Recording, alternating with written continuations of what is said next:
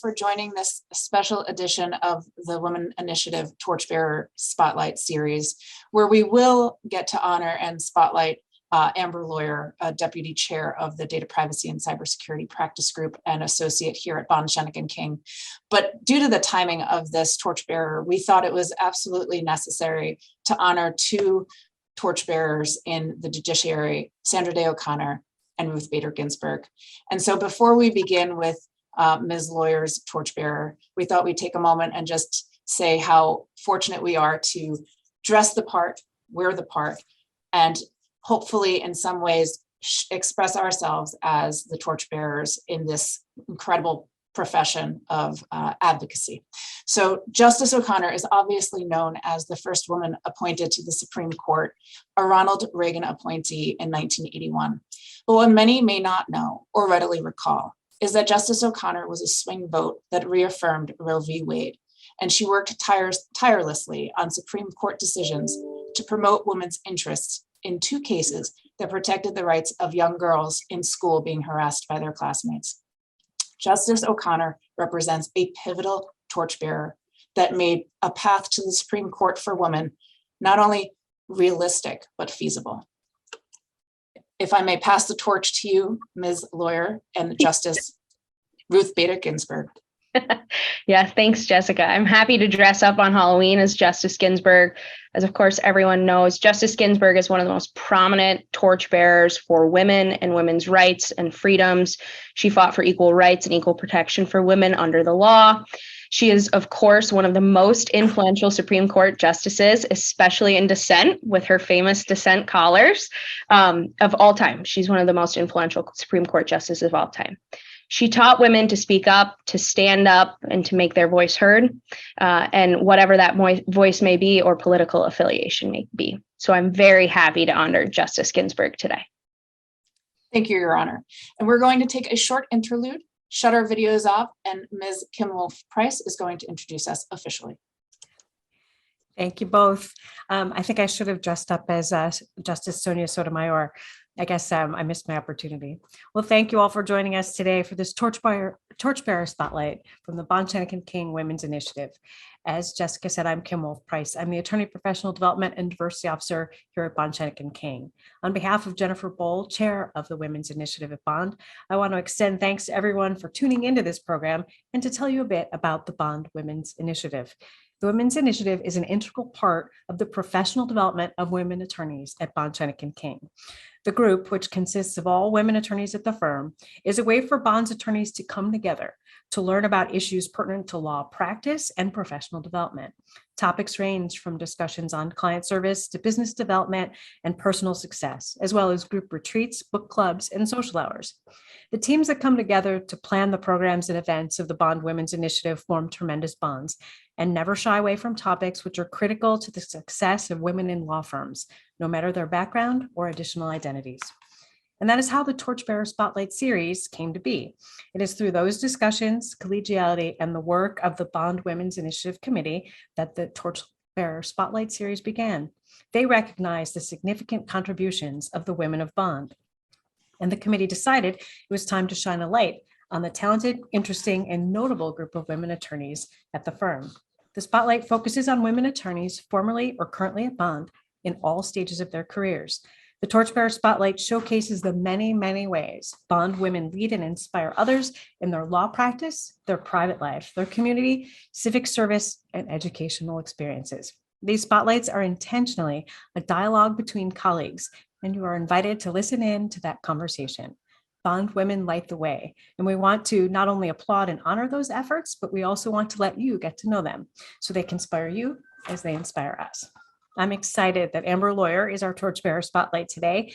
Amber is an associate in our Syracuse office and deputy practice group leader for the Data Privacy and Cybersecurity Practice Group. I had the privilege of working with Amber when she was a law student, when I was an assistant dean at Syracuse Law, and it's truly a privilege to now call her a colleague here at Bond. It is also a privilege to introduce her interviewer today. Jessica Copeland is a member of the firm working out of Bond's Buffalo office. Jessica is an accomplished intellectual property litigator and is chair of our Data Privacy and Cybersecurity Practice Group. She is active in many community and professional groups, as well as many firm activities and committees. including, of course, the Women's Initiative. And I will also say that I rarely use my credit card online or fill out a form without thinking of my friend who teaches me about data privacy. So I can only imagine the tremendous resource she is to Bond's clients. So thank you all for joining us. And I will now turn today's Torchbearer Spotlight over to Jessica. Thank you, Kim.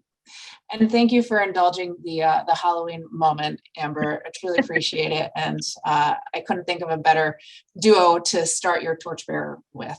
So I'm thrilled to take this moment to introduce you, get to know you a bit more during our lunchtime chat. And so let's begin. As I've mentioned to you, because I'm not afraid to be complimentary or critical as necessary, but you are a consummate leader. From your history of being elected class president in high school and college, to being selected as an admissions senior fellow to law review, and now deputy chair of the data privacy and cybersecurity practice group. If there is one quality in yourself that you could say drives you or would earn you these leadership positions, would you share that with us? Sure. First, I'd like to say thank you so much for having me. I'm very honored to be here. In terms of my leadership qualities, I think my willingness to advocate for others and myself has really helped me to obtain leadership positions and be a leader throughout my life. I'm always willing to stand up and advocate for my peers, my colleagues, and anyone that might need it, and also for myself. And I think that's really important in terms of a torchbearer and to be in the legal career. And I found that that's worked well for me in terms of leadership. That makes perfect sense. And advocacy is obviously, a common theme in what you do as a profession. And so it's nice to see how it defines you or refines you as you build your career. And we shouldn't get too far ahead of ourselves. I know you well, and many attorneys and either clients or attorneys at the firm know you, but if you could just give us a little bit of your background, where you went to high school, where you grew up, where you were born, that'd be great. Sure. I'm from Tupper Lake, New York. It's a small town in the Adirondack State Park in upstate New York. I went to Tupper Lake High School. We were the Lumberjacks. We were a logging town. And so that was our school mascot. My father, who's originally from Richmondville, New York, moved to Tupper Lake. He was a New York State trooper, and he remained with the New York State Police for 30 years. And retired as a senior investigator for the New York State Police. My mother, who was originally from Newcomb, New York, moved to Tupper Lake and began working in behavioral health. She was the director of North Star Behavioral Health for Citizens Advocates, and she actually moved to New York to Syracuse, New York, and now works for Helio Health as their chief program officer. So I'm happy to have her here in Syracuse with me now. I have one brother. His name is also Robert Lawyer, and he is also an attorney. He is a partner at a law firm in Malone, New York called Fisher, Bissett, Maldani, and McCardle. He's recently married to my amazing sister-in-law, Amanda, and they're actually expecting their first child this December. So I'm very excited to become an aunt for the first time. So that's kind of my high school background, my growing up background. And then finally, in terms of family, I think it's really important to introduce my wonderful husband, Wes. He's from Hamilton, Ontario. We met in law school, and we actually just got married this past July, and we both practice law in Syracuse. Well, congratulations, Amber, on getting married in July. And I will not ask you the question of whether you're changing your perfect last name as a lawyer. So we'll leave that for another time. But it's clear in your upbringing that you've had influential parents and family members, and I'm sure that is pervading sort of who you are and who you've become. But now, when we talk about your educational career, when you were growing up, did you play sports? As a mom of young kids, I'm constantly going to different sporting events, and I'm believing that it's going to help build them in some way as confident and successful individuals when I wear my taxi cab hat. But I'd love to know from your perspective, as you were growing up, what sports were you involved in, and how do you think that played a role in molding who you are today? Yeah, I did play sports. So I was a 3-sport athlete. I played soccer, basketball, and softball, although I'm not sure there was a sport you could put in front of me that I wouldn't try. But those were my main 3. I think playing sports really, of course, teaches you to be a team player. It teaches you resilience. It teaches you determination and, how to work as a team to get to an end goal. I ended up playing my senior year of basketball and softball with a significant knee injury. At the time, we didn't know it was that significant, but we found out many years later, I actually tore my ACL, and I continued to play through that. And that resiliency was helpful, I think. I haven't stopped playing sports. In law school, I played flag football on the basketball team and softball team. And now I love to golf with my husband, Wes. But I do think that playing sports really kind of sets the foundation, especially at a young age, to learn to be a team player, to learn to be a leader, to strive through, any kind of adversity. And I think it's a great stepping stone. So you playing taxi is great for your kids. I'm a strong advocate for your taxi service right now. Thank you, Amber. I appreciate that. And I will say, it's certainly, having sports background shows you leadership, team player, and that, diligence to just get to the end goal. But I think it also, in terms of, your practice area, as we do a lot of incident response work, you're pretty much quarterbacking a response effort. And so to be able to run plays and see the bigger picture, it actually all comes together with your sports background and why you're so excellent at running incident response work. Well, thank you. Yeah, I think that makes sense. Being able to coordinate a team effort, and it really is a team effort in our group in terms of incident response, because it usually comes in the form of an emergency. And it really does require a full team effort from staff to attorneys to working with clients. And so I appreciate you saying that. I do think that's very true. So now fast forward to, or let's dig into a little bit your college education. I believe you went to St. Lawrence University. Could you talk a little bit about your time in college and what you were involved in, both academically and outside of academics? Because as I can tell from working with you, you are a multitasker and you never just have one item that you're working on at the same time. So please share your college experience with us. Yeah, that's right. So I did go to St. Lawrence University, SLU, as it's affectionately called, for all the folks that went there. I was fortunate enough to obtain a scholarship called the Augsbury Scholarship, which was a North Country focused scholarship for students in the area. And so I ended up touring the campus, loved it. It was only 1.5 hours from my hometown, which at the time I thought was too close, but I very much loved going to St. Lawrence. I got there and thought I wanted to go pre-med. I wanted to be doctor, lawyer, of course. And I took chemistry too, and that was that. So I eventually pivoted. I became a double economics and government major, and I had a minor in public speaking. And I did an honors thesis in government and ended up graduating with honors there. My time at St. Lawrence was fantastic. I was involved in tons of different organizations. I was in a sorority.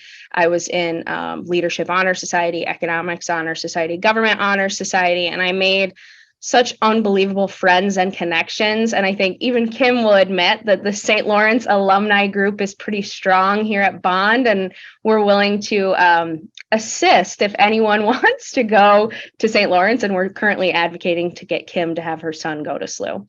Nice. Yes, I really loved my time there. I would say one of my torchbearers there was my professor, Darby Morrisroe, who unfortunately has passed away since I graduated, but she was my honors thesis professor. And she was the only professor at the school at the time that taught any kind of law course. And she really advocated for me. She convinced me to go and study off campus at American University. So to do a semester in DC, and I was actually in DC for the Obama election. And so that was fantastic. I got to intern for a Congressman David Price, when I was down there. And I ended up meeting some very influential people in my life and influential folks in the world. So I had a professor there, a law professor whose name was Dan Freeman. He was former parliamentarian of the House. And so he knew everyone. He was involved in the Nixon impeachments. And that really was influential in my life. And going from SLU to American University for that semester was amazing. I got to meet John Lewis, Justice Scalia, Norman Mineta, tons of congressmen and women. And it was just a really unbelievable time for me. And then I actually got to sit and hear a Supreme Court case. And that really cemented my need to go to law school. I just had such an unbelievable time there. And without Professor Morrisroe really giving me that push, I'm not sure I would have ended up in DC. And then, of course, from DC, I ended up at law school. So it was St. Lawrence was really integral in my career. And we have a fantastic alumni network. So I will always give props to St. Lawrence when I can. Well, you kind of jumped ahead of my other question, which was why law school? It sounds like there was no question you would be going to law school after that experience at American University. But did you have an inkling before you even pursued that? I mean, you selected government as one of your majors. What was the driver for that decision? Yeah, I had always been thinking, well, after pre-med, I had been thinking law. And I, of course, had the government and economics background. And then I went to the DC semester and really got involved. I mean, I worked for a congressman, so developing law and got to see the implementation of law while I was there. But I was thinking law school before I went, and then it was just it became a certainty. I wasn't sure before I went, and then I knew. And then when I came back to St. Lawrence, I obviously had to apply to law school, and then I settled on Syracuse, and that was great for me. And why Syracuse? What was the driver to attend Syracuse University for law school? Yeah, it's a good question. So Syracuse is close to my home. It is close to my family. And so I knew I didn't want to move too far away. And I had been given advice actually from Professor Morrisroe and several other folks, including my brother, that you should go to law school near where you want to settle down, that it's a good life advice and that you could find career opportunities locally. And so it was close to home and to my family. So, and it just felt like the right fit when I visited campus. So I really enjoyed that. I got very lucky. Like it was perfect for you because the stars aligned for you to have a successful career path, but also yes, to meet my husband. So I got very lucky that my husband, who's from Hamilton, Ontario, decided to pick Syracuse as his law school as well. And so we met in law school and we were friends. And as the fates would have it, he also got a job at a local law firm here in Syracuse. And the stars kind of aligned. So I got very lucky there. Wonderful. And so obviously, I'm sure most people know, but you started your career at Bond, right? Yes. Yep. I was a summer associate in, 2016, I think, as a 2L. After my 2L year, I summered here. And then what also happened around the time that you were a summer associate, or what was brewing or festering in your area of expertise, if you will? Sure. You can tell we've presented together a few times because you know exactly where I'm going with this. Right when I started at the firm, the seminal data privacy law, general data protection regulation outside of the EU, known by all as GDPR, dropped. So they dropped implementing regulations in 2017. The law wouldn't become effective until 2018. So I started my first year at the firm in 2017, and I was immediately tasked as a first-year associate with the research and drafting of a massive 300-page handbook for our clients in order to comply, because GDPR is extraterritorial in scope in that it applies to businesses located outside of the EU. And so I was lucky enough to get that task as a first-year associate, and it really kickstarted my career. And how did your passion for data privacy kind of evolve from that entree with the GDPR, which obviously is extraterritorial, but it's not necessarily a US law. So it was helpful to be prepared to advise clients what the reach of it would be. But as we've seen, the US is starting to pick up the pace in issuing their own data privacy laws. So maybe you could talk a little bit about your path forward from the GDPR. Sure.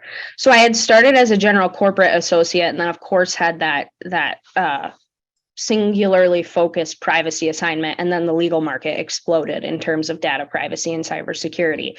So in the wake of Facebook Cambridge Analytica scandal, we found out that everyone's Harry Potter house surveys were actually being turned into marketing materials and being sold to companies for profit based off of the data that Facebook was collecting. We just saw this explosion in the marketplace. We saw a sector-specific explosion in terms of data privacy, and then we saw a state consumer explosion. So California was the first state to implement a general consumer data privacy law in 2018 called the California Consumer Privacy Act, CCPA. It was subsequently amended via prop ballot, and so now they have another implementing act called CPRA, which becomes effective January 1. We also had 4 other states really kind of explode into the market. So we'll have Virginia, Connecticut, Utah, and Colorado next year. And then we had sector-specific data privacy laws related to biometric data privacy and all of that. All that really happened in the last 5 years. There was HIPAA, sector-specific privacy law at the federal level before in terms of health data or education data or things like that, banking data, Gramm-Leach-Bliley Act, but there wasn't general consumer data privacy. And we still don't have general consumer data privacy at the federal level. And so I'm going to pause you, Amber, because I mentioned we should warn the audience that we might start nerding out on data privacy, and I want to talk more about you. So I'm going to bring you in a little bit and just refocus on who are the sort of the pivotal attorneys that you worked with initially to support your growth in the data privacy space when you started at Bond. Yeah, so I was lucky enough that Sarah Temis, Dory Bailey, Phil Zacchio, Fred Price, and you, of course, were willing to work with me on kind of this emerging area in the law. And so Phil had done some work in education privacy, and Dory does work in financial data privacy, financial institution data privacy, and Sarah was helping me with GDPR. And all of those attorneys, I would say, are my torchbearers in that they allowed me to take kind of this niche marketplace and run with it. And they helped me to do that. They encouraged me to do it and helped me to find clients and to produce new work and to grow my practice. And so that was really, really important for me in my career. And I think it's important to recognize that there are many torchbearers in a successful professional's life, right? It could be family members, it could be college roommates, it could be your bosses and anywhere in between. But it's, you certainly seem to have had support, which has allowed you to emulate a torchbearer and be a torchbearer of yourself. But I kind of skirted over a really important question. So the sorting hat, what house would you be in? I was always and will always be a Gryffindor. Well, I am apparently a Ravenclaw. Okay. So I don't, I think we get along, and I think so. I guess maybe next Halloween we can break out our Harry Potter wear. Right. But stay tuned for part 2. Right. So, how have you continued not only in the practice of law, but to kind of develop your skill set and your expertise in data privacy? Yeah, sure. So I have 2 SIP certifications. And what that means is Certified Information Privacy Professional certifications. It's through something called the IAPP, the International Association of Privacy Professionals. And so what you have to do is sit for and take an exam, and those are specific related to the law that you're focusing in. So I have one for European data privacy and for data privacy in the United States. And so I maintain both of those certifications, and those really help in terms of solidifying my status and expertise in the area. And I really thought I was going to be done with tests after law school. So I'm happy that I've completed both of those. I think I have one more to go, and then hopefully I will be done forever, if possible. Never say never. Yes. Well, and so, and it's probably helpful for the audience to know, just like you would obtain continuing legal education to stay up to date on all of the changing general laws that apply to our clients, the SIP certification, it's not just a test and then you forget it, right? You have to continue with some education hours as well.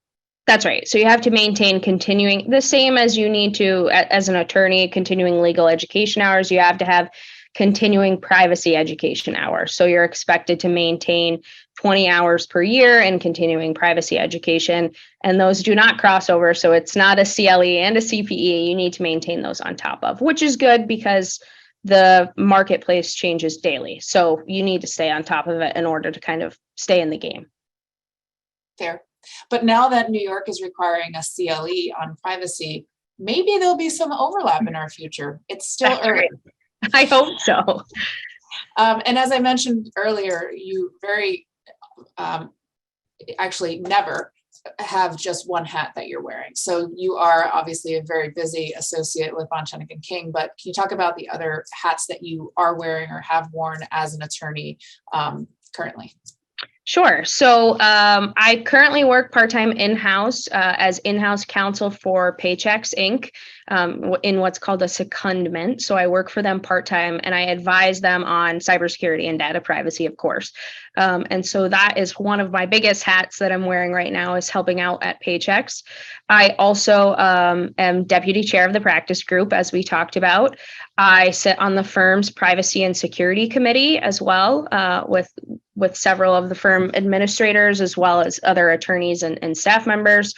I guest lecture at the law school every year. And this year I assisted Jessica in a guest lecture at Buff State. Is that right? Yes, Buff State. At Buff State. And then I also am on the selection committee for the Kurt Wimmer IAPP Weston Scholarship, which is a new scholarship from the law school where they identify one student who wants to go enter into the field of privacy and cybersecurity. They provide them with a scholarship and membership to the IAPP. So that's been a fantastic new adventure I just started this year. And then finally, I'm on the board of the Syracuse City Ballet. So I've been doing that as well. Very nice. And so we do talk often about how much you've accomplished as a sixth year associate already. And I know that it's probably not an easy item to select, but if you were forced to, could you talk about one accomplishment for which you're most proud?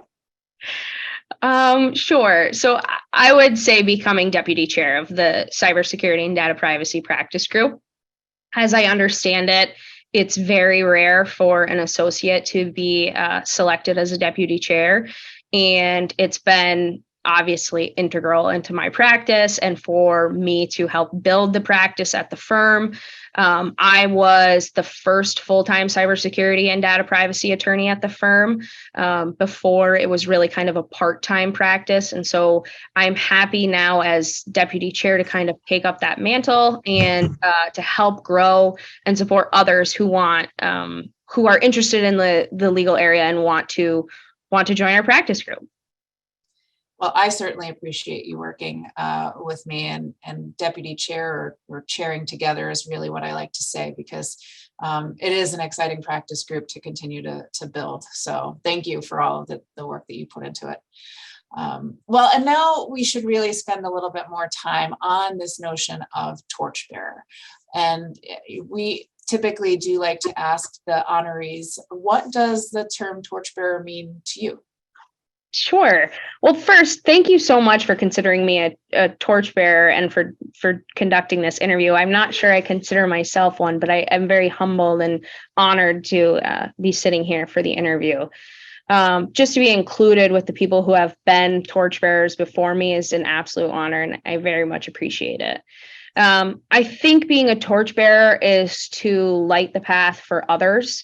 And to really focus on helping others as you kind of lead the way. And actually, when I was in DC, I got to meet Norman Mineta, who served under both President Clinton and George W. Bush. And one of my favorite quotes from him, he actually said to our entire class, is, as you climb the ladder of success, you need to reach down and pull people up with you.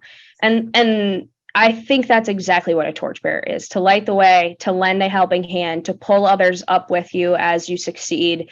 I think that's really important, and that's what a torchbearer means to me. And maybe you could talk a little bit, I know you mentioned a few, but maybe talk a little bit more in depth about torchbearers that you've had in your life. Sure.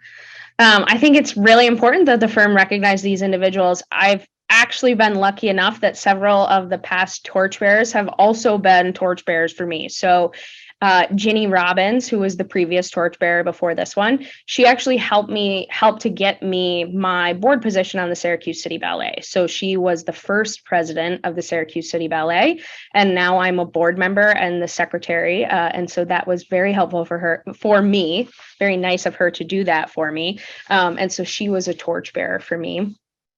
Dory Bailey, of course, who was also a torchbearer this year, has been instrumental in guiding my career. She was the only female member in the Syracuse Business Department when I started, and she really helped to guide me as a young associate and to help me focus my practice group. And she also works in a niche practice group, and so she's been willing and able to give me advice in that area, and that's been fantastic. Besides those that I mentioned previously, obviously my family members have been my torchbearers.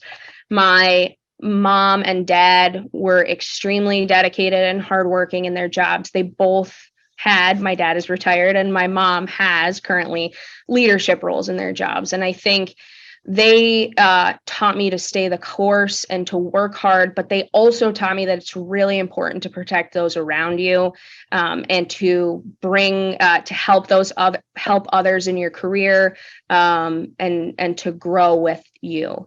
And so they are two of my biggest torchbearers, of course. And then my brother was my greatest competitor, of course. He was the first to do everything, and my fiercest competitor, but also my fiercest champion. So he was the first to go to law school, the first to get good grades, the first star athlete in the family. And I tried my best to follow in his footsteps. He went to Albany Law and I went to Syracuse Law, and he's a litigator and I'm obviously a transactional attorney. And so we butt heads every once in a while, but he's been a critical torchbearer for me. And then in terms of family, I think it's really important. My grandmothers were both teachers. They are really kind of the true torchbearers in my family, in that they both came from immigrants and they both attended college. In terms of my father's side, my grandmother was the first in our family to attend college, and then obviously went on to get a master's degree as well. And they were really kind of the true beacons in my family in terms of torchbearers, and really pushed the females in our family and the males to attend college and to get an education. They were the true teachers in our family and really inspired everyone. So they were critical to me. And then I think in terms of career, I think it's exactly what you said. You can find torchbearers anywhere. And what's very interesting to me is that through my secondment, my colleague, Amy Fici, who kind of runs the cybersecurity and data privacy practice group there, she's really become an influential person in my life. So the work at Paychex is extremely challenging. It's complex. They develop technology all of the time. And so she has kind of helped me to find a perspective on in-house counsel, which is different than what we do, of course, here, and how to become a creative attorney and a problem solver. And so it's interesting where you find your torchbearers, because technically Paychex is a client, and working with Amy, she's my client and I'm the attorney that's serving her, but she's been fantastic in guiding my career and helping me kind of through the complex legal market. So she's been an excellent torchbearer for me as well. There's this excellent book called Are You My Mentor? And I think it really brings home the fact that while your colleagues might not set out to, or your clients might not set out to be your mentor, they happen to be, or they happen to be your torchbearer, because they maybe quietly set an example for who you should emulate, or maybe light the way for your next career move. So it's reassuring to hear that you've had so many torchbearers, and certainly it's created the opportunity for you to be a torchbearer. And I bear witness to you being the torchbearer for many of the associates at the firm, just hearing what you do to look out for them, to be a confidant, to be an advisor, and certainly that has come from the long line of torchbearers to mold you. So thank you for sharing all of that. if you could pick or go back, let me say this, if you could go back and give yourself one piece of advice as a law student, what would that be?